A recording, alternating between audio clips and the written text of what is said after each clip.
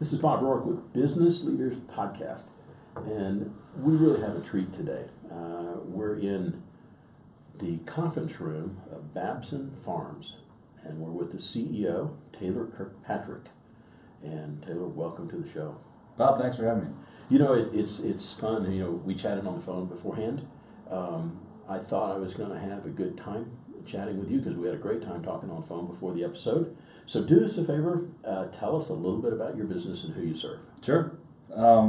So the easy answer is Babson Farms is a family office, which is a term that a lot of folks may or may not be familiar with. And what it is I serve one family managing their assets. These assets were created 100 years ago when my great-grandfather, Henry Babson, went and visited Thomas Edison at the Columbian World Exposition in 1893 in Chicago and said that he was willing to go and sell the phonograph for Thomas Edison outside of the United States. So he took a prototype of the Edison talking machine and went to China and India and sold several thousand of those over the course of about 2 years. And when he came back, he took those winnings and started a mail order catalog that competed with Sears catalog in south side of Chicago called Babson Brothers. And that sold everything from sundries and fabric and things like that to dairy equipment and other farming equipment. And he was selling a piece of equipment that he realized was not that great. It was difficult to clean.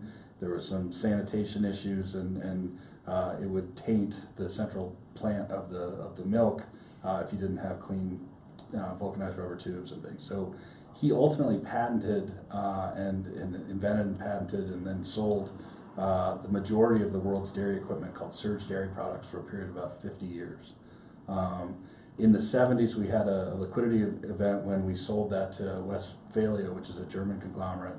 And then the proceeds from that sale led to the core assets that we have today. So we're focused on our core asset is really based on agricultural holdings that we have, which are mostly in north central Illinois. So we have a bunch of farms that grow corn and soybeans up in north central Illinois, and then we have supporting operating businesses that are products and services that we use ourselves, that then we said, well, we can do this in-house, and then we can also help our neighbors as well. So those are everything from a captive crop insurance company to a tiling company, which is a drainage situation, to bin storage and some trucking and transportation, and then GIS mapping services. So those are the types of things that we do for our customers, and that's what we're trying to do. So when you say who do we serve, the question for me is really the constituents are the family themselves. So that's everybody that is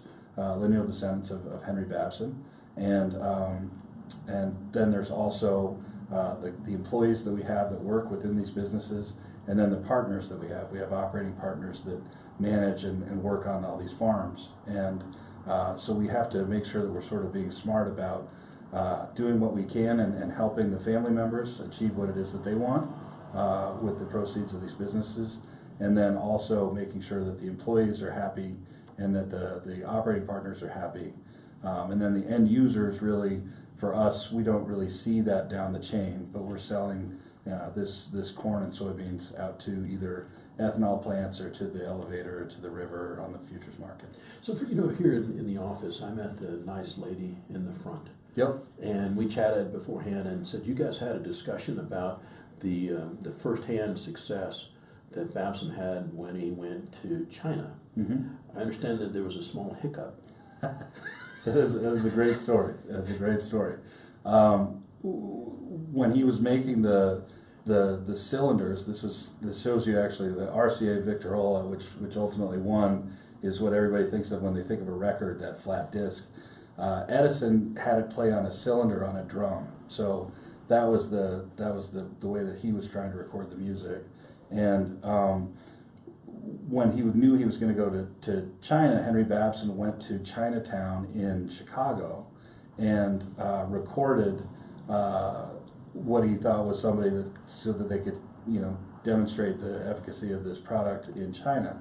But what he did is he recorded Cantonese Chinese versus Mandarin Chinese. And so when he went over, everybody looked at him quizzically, and he couldn't figure out why this wasn't working, and found out that it was the wrong dialect that he recorded. So he had to come all the way back to the United States. It wasn't an airline flight. No, this was not an airline flight to record in Mandarin. So there was a little hiccup, but I guess one learns to adapt and overcome those exciting headlines. I think about all kinds of you don't just stand up and go to China. Mm-mm. And then you're going to go, I'm going to go and sell in China and I don't speak the language. Right. And I think about, because he also, with success, got involved in the horse market. Sure did. We were chatting about just the logistics of what he was trying to do. And it was in the Arabian market, right? That's right. So when he was traveling, he fell in love with a certain type of horse, the Arabian horse, and decided that if he ever made it big, he was going to try and bring Arabian horses to the United States. And so when he did get some success, he went and traveled around the world and went to several different countries to try and find the right stock, and ultimately ended up with 6 mares and 2 stallions that came known as the Babson blood, or the Babson breed of the Arabian horse in the United States. But it took him years to find those horses, and he had to travel all over the world to find them.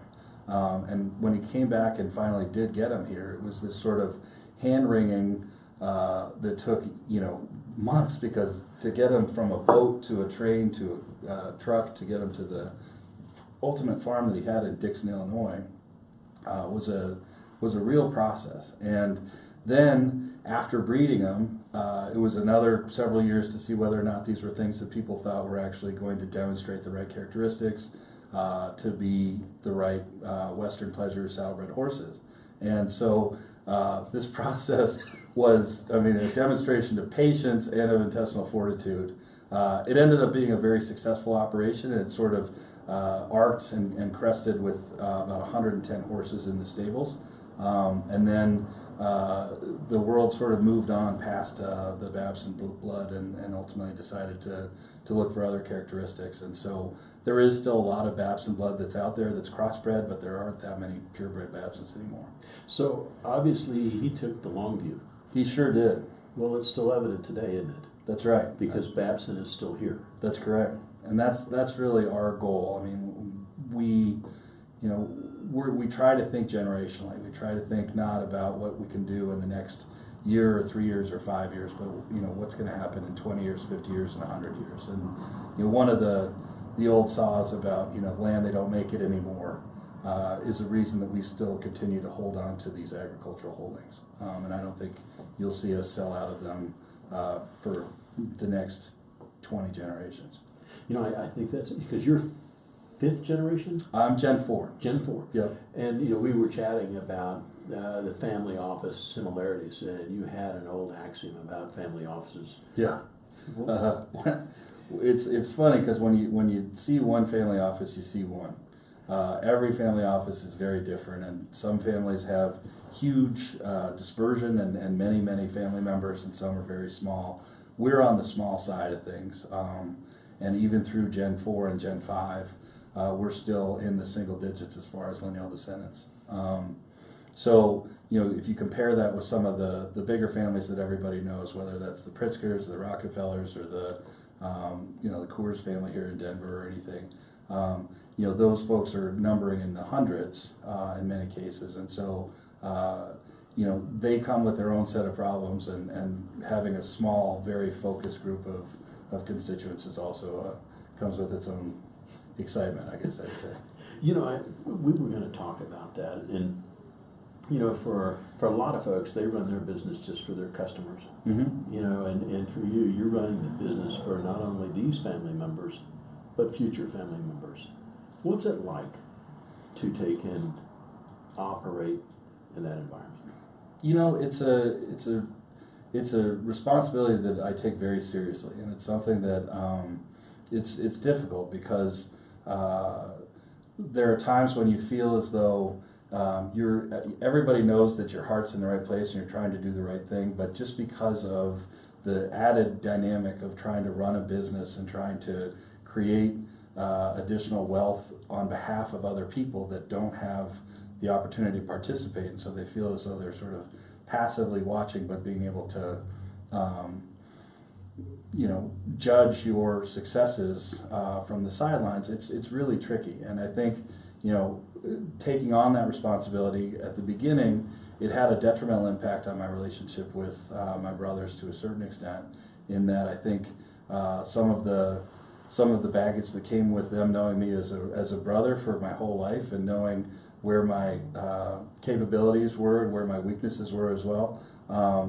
That was something that I think made them anxious, and the change that occurred made them anxious. But the good news has been, through probably way more luck than through my own ability, we've had a pretty good run of things, and I think the level of changes has dropped dramatically over the last couple of years. And so as we've sort of settled into the groove and the dust has settled, I think everybody's become much more comfortable with the path forward and this sort of strategy that we've articulated about how we're going to continue to grow this business.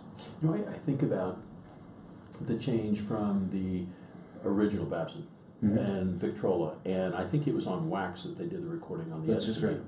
And we now have internet and digital, and so over the lifespan of Babson, we've gone from rudimentary technology to incredible technology. And I think about, so you're charged with seeing the future, trying to take advantage of where an opportunity might occur in the future, and you're also charged with day-to-day operations.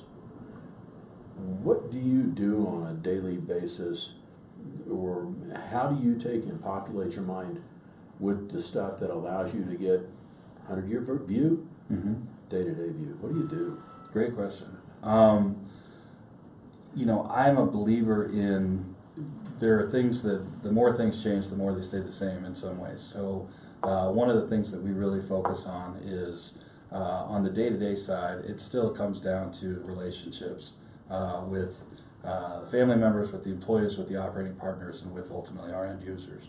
So I think that the level of loyalty and respect and creating an environment that is a place that people want to come to work is all still going to be there forever. So I think that piece will always stay the same.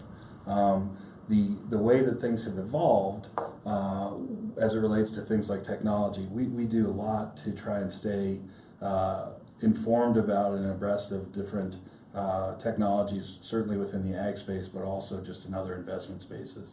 And so we pilot these new technologies that are trying to be predictive as far as picking the characteristics of the seed that we use. We do precision farming to the extent that we are sending out soil samples every year so that we know exactly how much of the different nutrients that we have in the soil, P and K, and we know what kind of fungicide and herbicide we should be applying and in what capacity, and that changes from acre to acre on the fields, because depending on the undulations and the amount of water that is leaching those off of the fields, that impacts it very differently from one corner to another.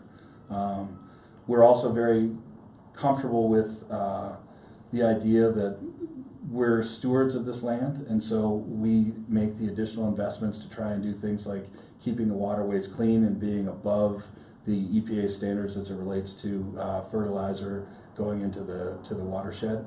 And so we are sort of the gold standard as far as how we keep that keep it measured and keep it under control on the properties that we own.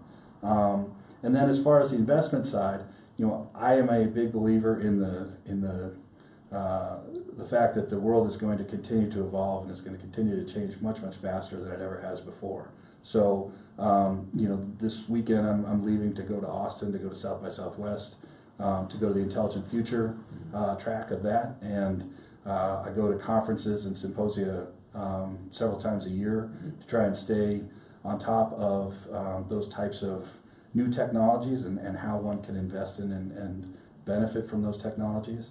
And we as a family on the investment side have invested in everything from blockchain to driverless cars to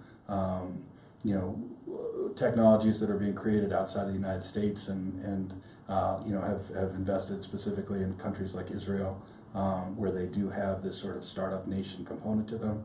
And so we're trying to be smart about how we invest and maybe getting a little bit out of the tracks of just equities and fixed income, and looking at alternative investments, looking at direct investments in private equity and real estate that hopefully round out our total portfolio. Yeah, because you have background.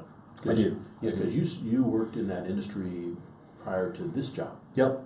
I worked in a couple of mutual fund companies, involved in product development there, and then I was an investment banker doing mergers and acquisitions for a period of about 12 years. So you kind of go, seen the good, the bad, and the ugly. I have. And you have language skills? I do have some language skills. I was a French major in college, which was really helpful once in my life. Which was I was at a Boston market, and I was ordering 2 rotisserie chickens, and the ladies in the back were from Haiti, and I heard them saying to each other in French, like, that fat bleepy bleep needs 2 chickens, and I was able to say to them in French, I speak French and it's for a dinner party. So it helped me then. It's a little tongue in cheek. I lived in Paris for 18 months after I worked in the mutual fund industry for about 5 years. As you take that time frame, and you were in Paris, what effect do you think that had on your perspective and behavior in your current role? It was a really wonderful time to be there. And I was able to take a step away from really being in the work grind, and so I took cooking classes and art classes, and actually wrote a book then that was published in the United States later. And so I was able to sort of touch on some of the components of life that it's hard to find the time to balance when you're really working in business and when you have a family and all the rest of that stuff. So there was a really nice departure for me, but it was also nice to get back into the mix as well. I think about we were chatting, and all of us have bucket lists. Mm-hmm. And probably one of the things they may not know about you is your most recent performance. It's true. I'm hesitant to say, but I've always enjoyed stand-up comedy, so I did a 2-minute set at the Comedy Works here in Larimer Square in Denver a couple of weeks ago, and it was just a kick. It was one of the greatest experiences as far as when you get that first laugh up on stage and you hear 200 people enjoying what you're talking about, and it's something that was your own joke or your own idea. It's something pretty powerful. So I'm definitely on the docket to do it again. I think about you wrote the book and you did comedy, and both of them have an element of a hook. Mm-hmm. And I think about the skill set to do that. That application, when you're working, you were talking about culture, trying to preserve the culture of your organization, mm-hmm. and communication skills between France, the book, and comedy. Do you think those are benchmarks or indicators of the culture that you're trying to keep going? So I'll tell you one thing, there are times when in this business there are conflicts, and I think the conflicts, comedy is a terrific way to diffuse when tensions are very high in a room. And I think I'm proud of the fact that even though there will be times when it has to be confrontational, when you're unhappy about something that's happened, when you're at the place where both sides are about ready to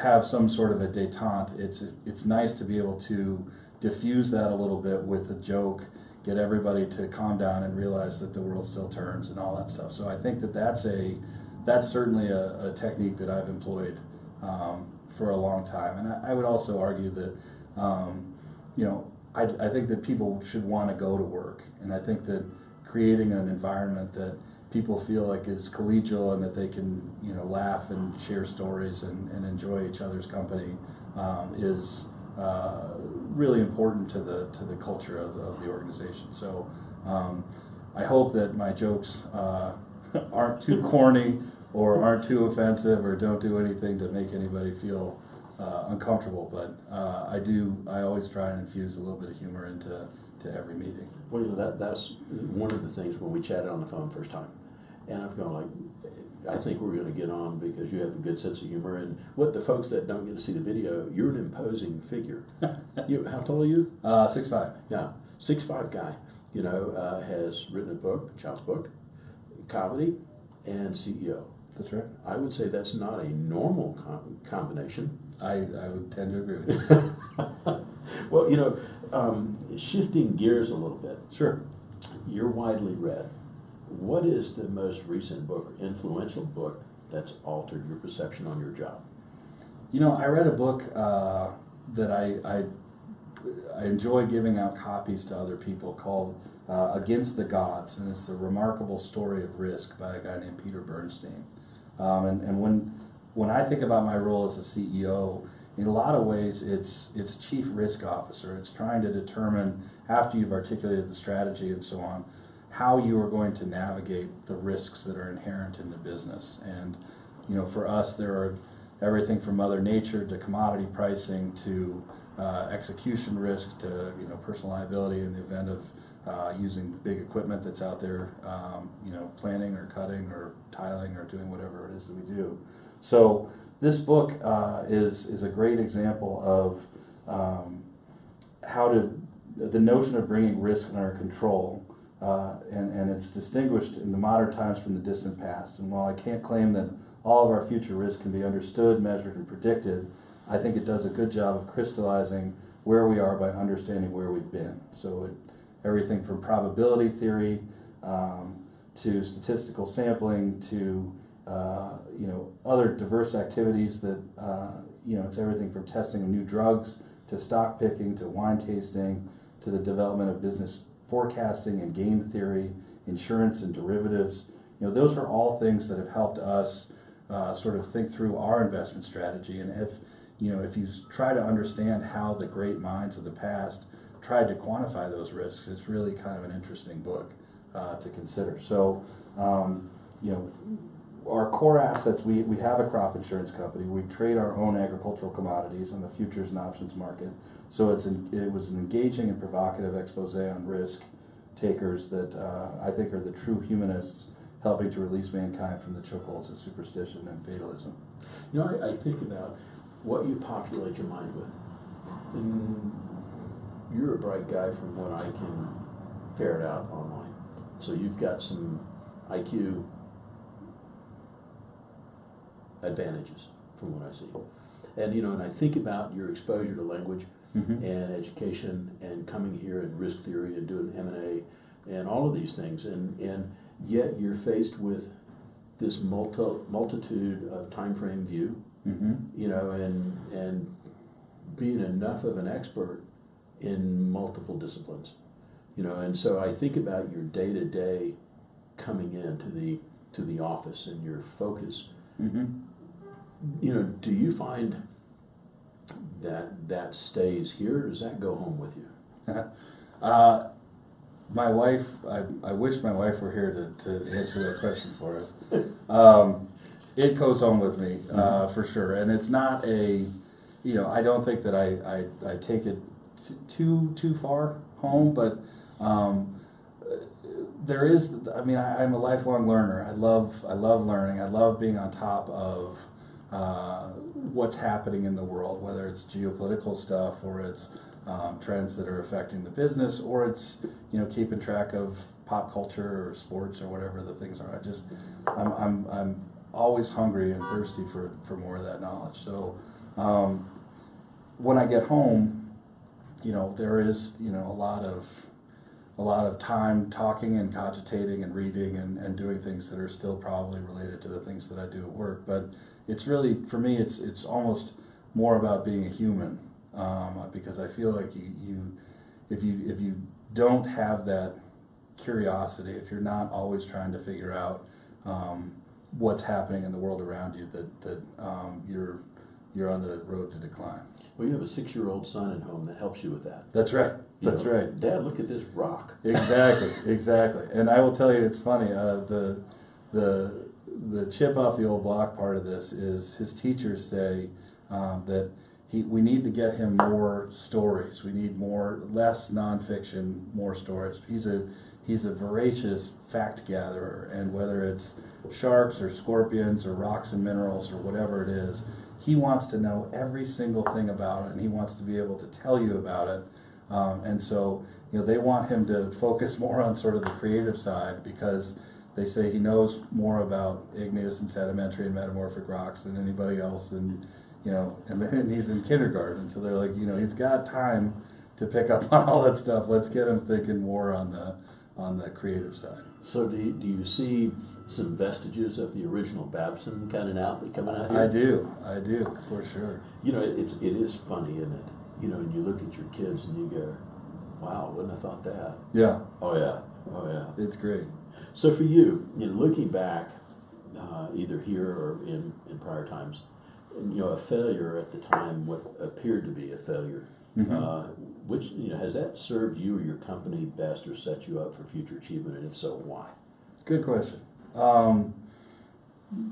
For me, we have an interesting example. We have some farms out in Virginia, and those farms, for whatever reason, seem like they're always under a dark cloud. If it's not the drought, it's the flood, and if it's not the flood, it's the hail, and if it's not the hail, it's the plague of frogs, or whatever the thing is for that year. And for us, the hard part about that is we were custom farming then, and that means that we were paying fee for service to have that planted and harvested and everything.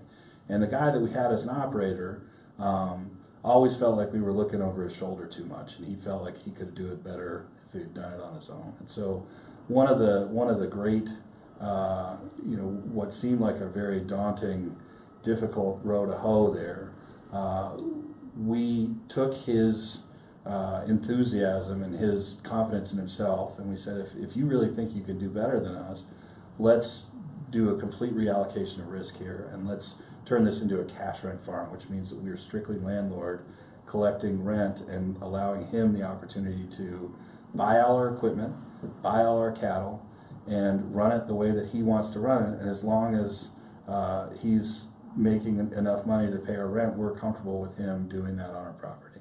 And so it took a situation that was a very volatile farm for us that usually was to the negative, and turned it into something that was a cash generator that also had completely removed the risk from it. So, I guess one of the things that, for me, the takeaway from that is, if you are a creative thinker and you're wondering about how you can take a look at the current situation that you have, if you take yourself out of the lane of how you're thinking about these little incremental changes, and instead think about maybe changing the entire arrangement around, you can take a negative and turn it into a positive. And the truth is, he's happier now because he's master of his own domain and he can do what he chooses to do. We're happier now because even though we don't ever have a chance to make any real upside on it, we've certainly protected ourselves to the downside. And our relationship with him is much more collegial now that he's not a hired gun, and instead he's a tenant and a partner. I think about, putting your hat on backwards. Yeah.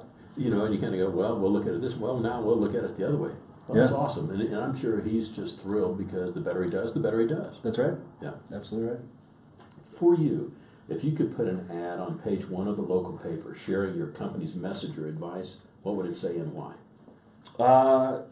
I think about Will Rogers and the quote, it takes a lifetime to build a reputation and a minute to ruin it.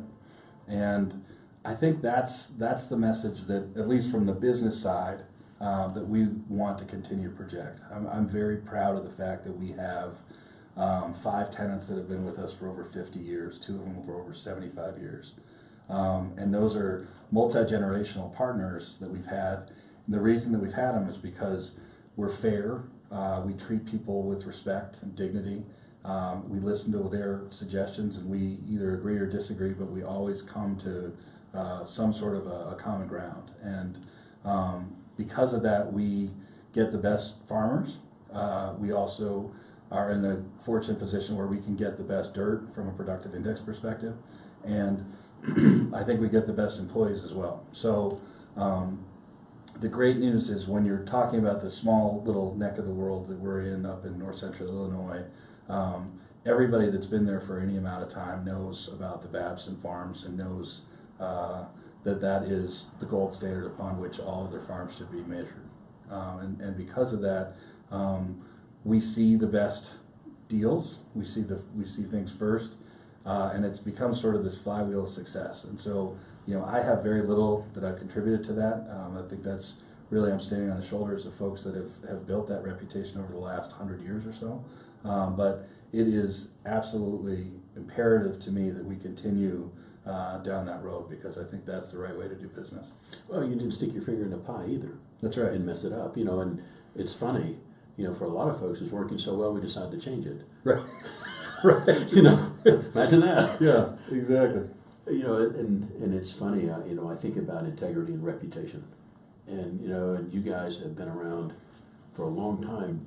In your exposure to other family office operations, Mm-hmm. do you know very many family office operations that have been around as long as you guys have?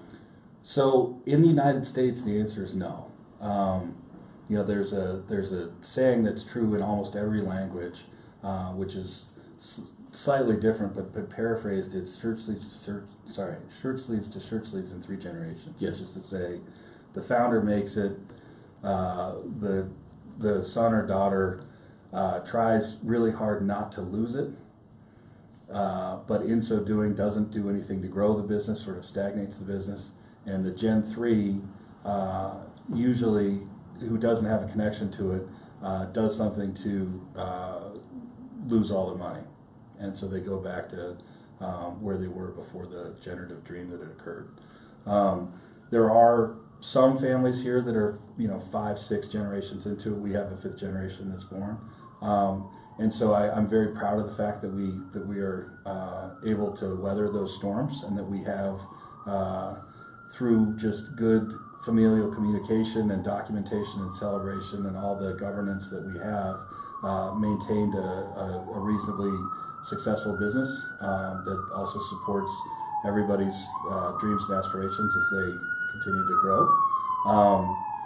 But I look at places like Europe, where you have some families that are 16, 17, 18 generations, and I see that there are these, it's a funny perspective when you see a family that's owned a vineyard since 1200, or since, you see a restaurant that's been around. And you go, rookie. And you say, we're not even on the on-ramp. It reminds me of a funny story. I was on an archaeological dig in Turkey one time, and I was talking to a fellow who was from Bodrum in Turkey, and he was saying he loved nautical archaeology. He loved to go on wreck dives. And I said, I've been on one wreck dive in the Florida Keys. There's a Spanish galleon that's there, and it's pretty neat to see a boat that's that old. And he said to me, I don't like to go on modern dives. Anything about 1492 and later to me is just too modern. And as a citizen of the United States, thinking about the fact that 300 years before we declared independence, for him is still way too modern. It's a funny way to look at things. Yeah, they have an institutional memory. I was in Budapest, and we had a guide, and the guide was talking about the Turks did this and the Turks did that. I says, well, when did the Turks do that? They said 600 years ago. Right. And I go, oh my God, y'all got a long memory. That's you, right. You're mad still. Hold a grudge. Oh yeah, it's crazy. For you, what's the best allocation, either of time or initiative, that's helped you or your company most, and why? When I first really started looking at how I could be helpful, one of the things that I think we didn't have a cohesive strategy on was portfolio construction, asset allocation. And we had this core asset that was in the agricultural world, and then other than that, it was sort of willy-nilly stocks and bonds, and there wasn't a lot of communication amongst different managers, and so there was a lot of duplication of efforts and things like that. So one of the things that I think has been terrific over the last several years is me as quarterback getting to build that portfolio construction and asset allocation to include lots of other types of assets to diversify out of sort of the long-only equities and fixed income and some farmland. And then also to make sure that everybody knows what seat they have on the bus, and that they're fulfilling the roles that they have. And even if they're underperforming in relation to other managers, as long as they're staying and doing what it is that they said that they're doing, and they're performing in line with the benchmarks that we've set and things like that, that we are in a more holistic, thoughtful place than we were 8 years ago, 10 years ago. So I think that initiative has been very helpful, and we've been in a, thankfully for me, again, this is way more luck than skill.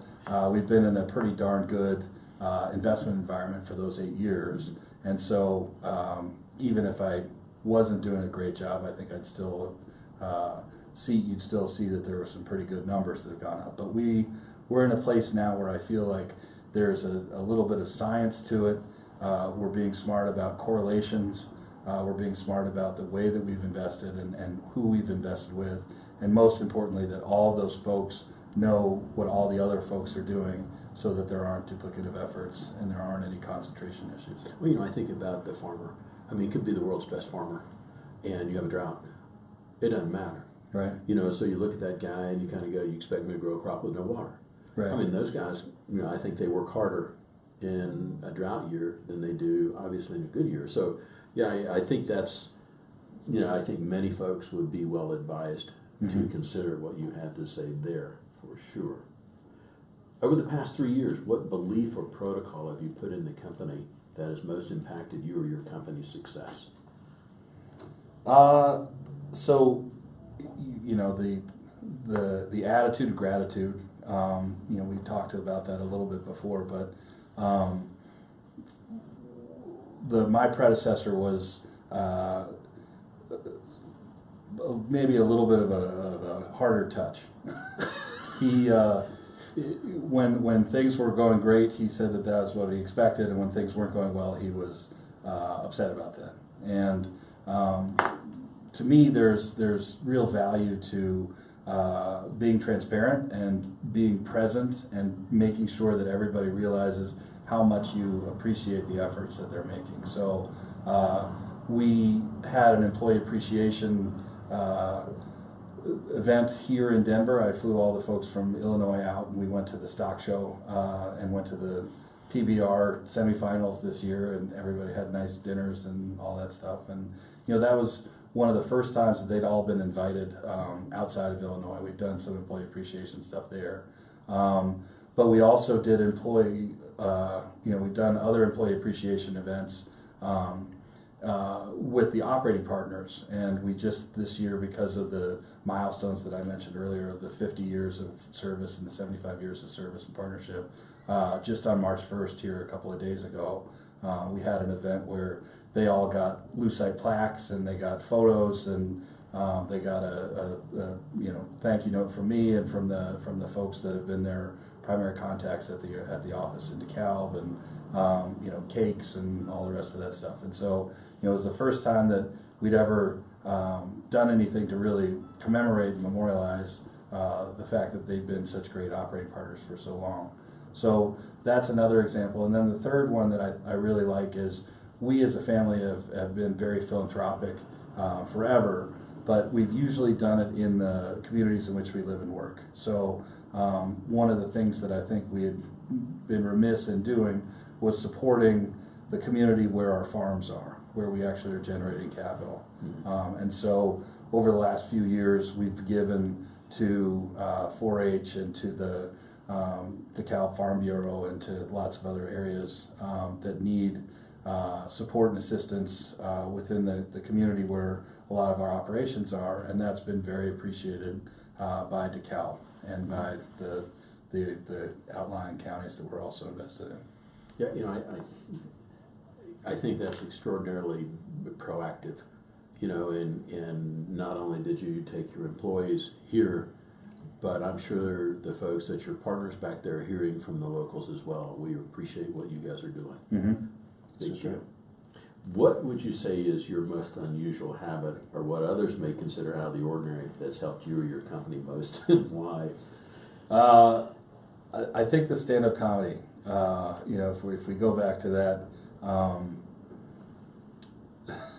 the using humor to diffuse situations or to try and create sort of community or culture has been, I think, pretty appreciated amongst the folks. And while I probably on this podcast won't share any of my material, everybody's keenly interested to know how it went and see the video of it and all the rest of that stuff. So the hardest part has been, honestly, on the stand-up. My mother is fascinated that I did this, and she's very curious to see the video of my performance. And there are a couple of jokes in it that are a little bit blue that I just I'm loath to share it with her, because I just can't imagine sitting next to my mother, watching her watch this video and hearing her son say these things. But I probably am overblowing how blue and dirty it is, which... Well, there's this hope for this second career if this one doesn't work out. That's right. That's right. Oh, funny stuff. So for you, what advice would you offer a new CEO that's assuming the role of CEO for the first time?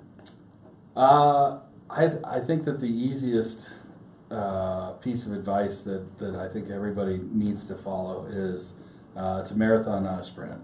And what I think I've done well is I'm very organized, and so I developed this thing called a heat map. And the heat map for me shows, there are 6 categories of, family education and governance and investments and risk, and as you look down those, I have the rows across those columns are done, hot, short-term, mid-term, and long-term. And if you fill out that map that way, that's a great way to articulate your strategy, to show people what has happened, what is happening soon, what's going to happen down the pike. And so everybody, I think, can start to follow that vision, and they can see how the progress is going. And then it's also easy to know what's teed up for next. So knowing that, this is a generational thinking, and some of those long-term thoughts are 5 years out there. Mm-hmm. I think that helps me set strategy and figure out how to do things on a daily basis, but also look at sort of the bigger picture, always be able to take a step back. And I think the employees get that as well as the family constituents. We have quarterly phone calls, and we have a couple of meetings in person a year. And one of the things that we always start with, that's sort of a touchstone for us, is this heat map, so that they can see, did he do what he said he was going to do, and what is coming up next. As you look at the business, there's that distinction between in the business and on the business. Mm-hmm. If you were to look at the allocation of your time, how much is in it and how much is on it? Good question. I'd say I'm probably 70-30 in and on.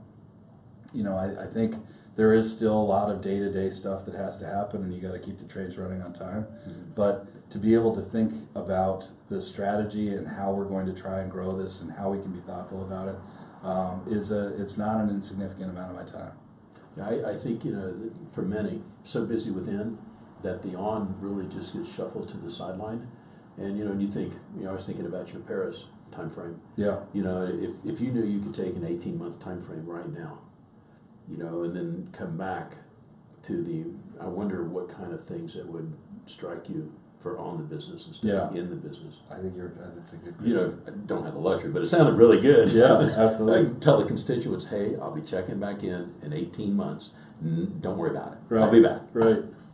Oh, what's the most common misconception about you or your role as CEO? I think that there are some family members that aren't exactly sure what what happens on a daily basis, and that I'm a traffic director, or that I'm sort of quarterbacking, but ultimately delegating. And I think every good CEO is good at delegating and figures out how to empower their employees to do what they're supposed to do.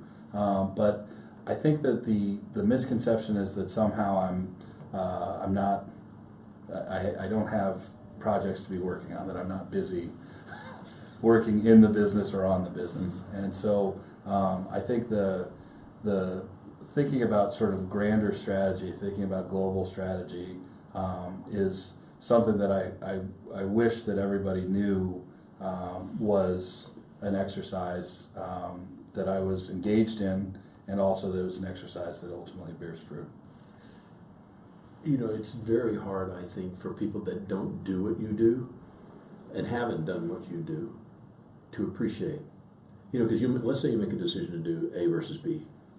And then, of course, you have the angst. Well, I have a handful of people looking over my shoulder. Mm-hmm. I think I'm right, but I could be wrong. And it says, well, then it's compounded, because if I'm wrong, you have additional input. Right. So you go, well, percentage-wise, I better have more rights than wrongs. That's right. So I think the part that folks don't get is the angst of the decision process. Mm-hmm. Mm-hmm. Yeah. Looking back over the past 3 years, what would or should you have said no to, and why? Probably, I think this is going to sound, I don't mean to make this sound weird, but I take more meetings than I ought to. I sort of have this innate feeling that I should help everybody, and whenever I have people that realize that hopefully I give pretty okay advice, and my willingness to help and to make introductions, and because of experience in the past in investment banking, I know a lot of privately held businesses in Colorado, and I know a lot of the service providers and professionals that are in accounting or in finance or in legal or wherever it is.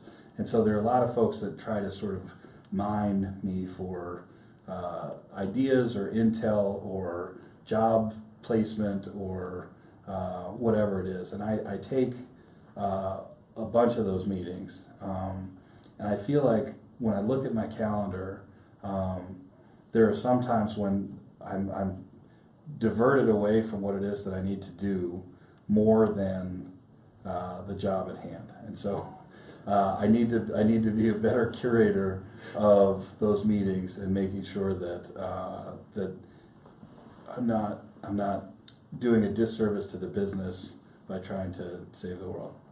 Interestingly enough, in my past, I was a direct report to a general officer twice, and so much of that, it was like focusing the cannon, and a great deal of the job was protecting his calendar. Mm-hmm. From this very same thing that you're talking about. And so it happens everywhere and to everyone. Yep. Yeah. Hard thing to do. In the day-to-day operation of your company as CEO, what's the personal habit or self-talk dialogue that keeps you and the company focused? Again, this would be a great question for Meredith out front. I am a absolutely rabid list maker.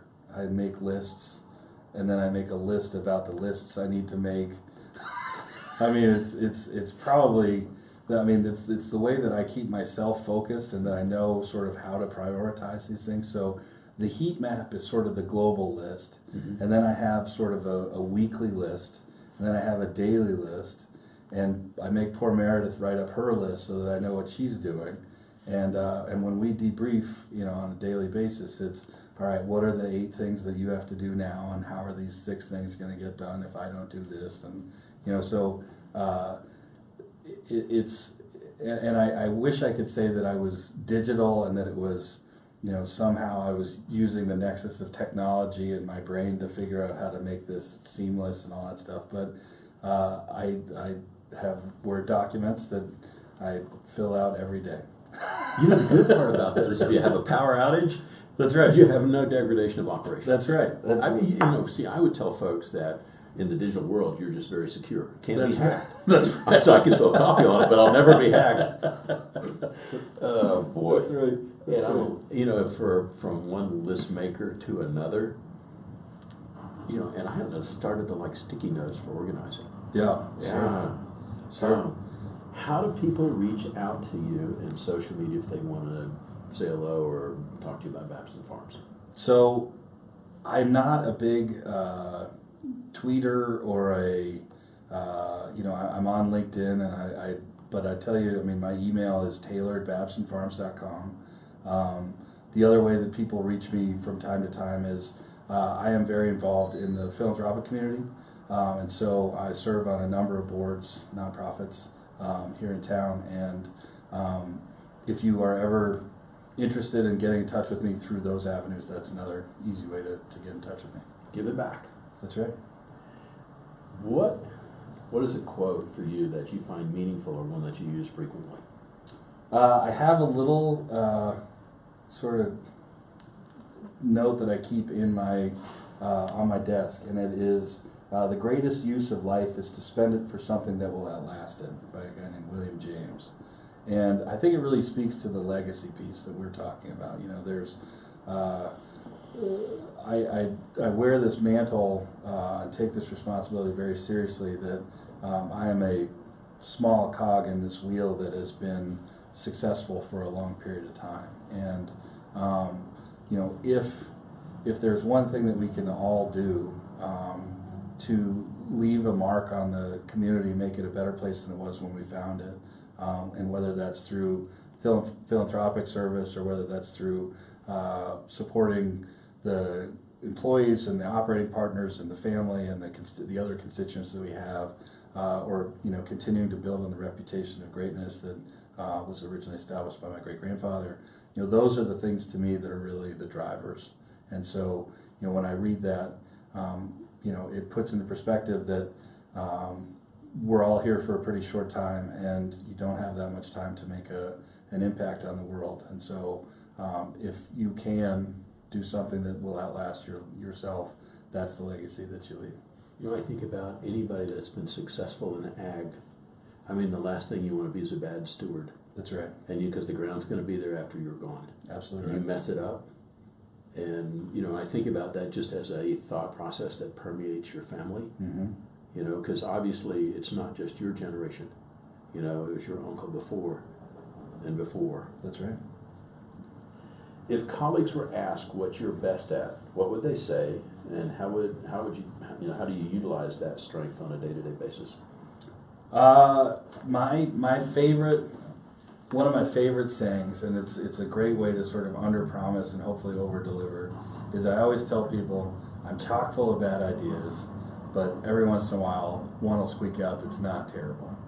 And so I'm a lot of people use me as a sounding board or an advisor or somebody that they can really lean on to say, I've got this business dilemma, I've got this, you know, I'm trying to buy this thing and I'm looking for a creative way to structure it, or I need to figure out how the capital stack works if I'm going to try and finance this, or I want to figure out this dilemma that I have with this particular employee or whatever it is. And I love being that advisor. I love being that person to try and come up with creative solutions, or to try and ask them questions that they need to be asking themselves so that they can arrive at the best answer on their own, or figure out ways that I can participate in helping them get to the right decision. And so I think the fact that I have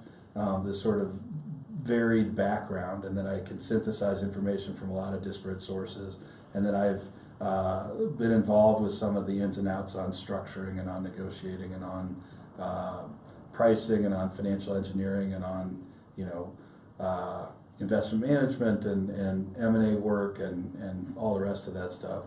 You know, I sort of have this solid base of acumen, and then hopefully have the creative thinking as well that allows for good decisions to ultimately percolate from those discussions. Anyways, before you assumed this role, was your career path driving toward this role? You know, I would say that I was never scheming to have this be the answer, but I did a lot of, I sort of followed paths that I thought would ultimately be helpful for this role. And when you think about the investment banking and the investment management before that, and I worked as an accountant in charge of disbursements at a law firm, and I worked on the Chicago Board of Trade on the agricultural commodities floor, to learn about futures and options and how to trade those and so on. All of those different components in and of themselves wouldn't put you in a position to be qualified for this role. But I think in the aggregate, it makes a pretty compelling narrative to say that if you follow the logic on all that I would be a likely candidate for that role. Yeah, you've got, I just knocked over the recorder. And I think about that as people prepare for roles, and sometimes that's overt, and sometimes you go, you've been preparing for this role all your life. Mm-hmm. So, this has been, I've quizzed you pretty much to death. and we still haven't got a joke, but that's okay. We'll find that video somewhere. That's right. And we'll put it in the show notes. No, but I can't tell you how much I appreciate your time and your candor.